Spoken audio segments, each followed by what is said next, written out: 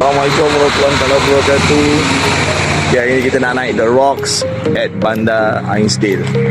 Okay, jom kita naik. Tangga dia macam ni je. Entahlah berapa jarak dia. Nampak menarik. Betul tak, Yai? Betul. Betul. Kawalan dari segi komunikasi. Okey, nampaknya cuaca mengizinkan mendung. Ada jambatan depan kita. Oh, ada jambatan. Inilah jambatannya. Okey, ada bangku rehat di sana. Kalau ingin berehat.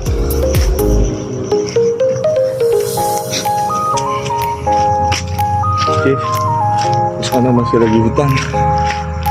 Okey, jom jalan terus. Ada denai yang menarik untuk diterokai. Okey, jom.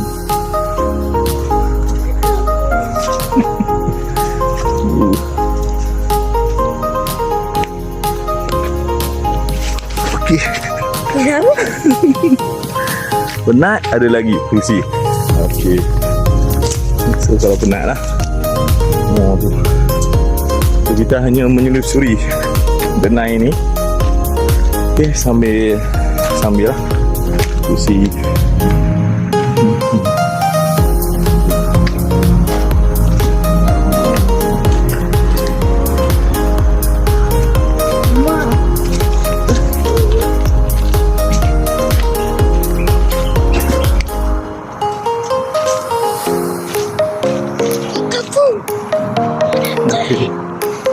Dekat sana dibersihkan. Okey, kat kawasan ni. Alright. Belakang tadi lah kita tak rakam. Lepas tu nak rekod dekat Sarawak. Dah jalan dah kurang 30 meter baru rekod.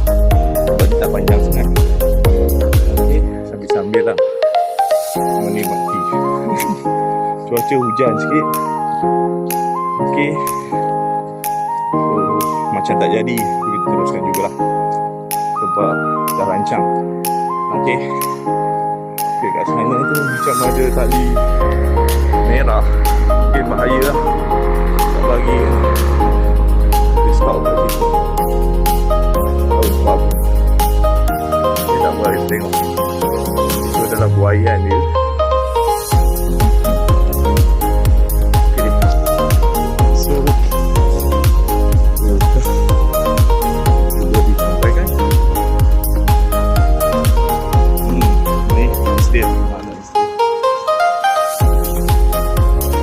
Pertama, tapi tak boleh masuk.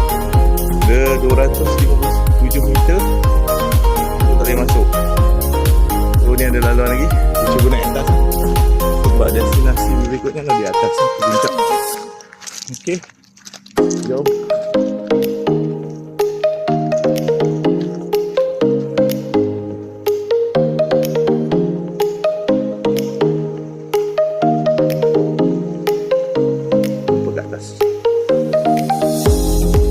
Nak naik lagi. Alright. Checkpoint ketiga. Okey, naik lagi. Oh, ni macam nak sikit naik. Okey. Hujan. Sampai ke puncak. Lepas puncak ni dia rata. Jadi masih dalam proses pembikinan. Dia kan tempat ni. Oh, Pak. Basah. Kan, ya? Basah pula. Okey, labu lah. Teruk. Terus naik sekejap balik. Okey. Kasih sebuang sekejap.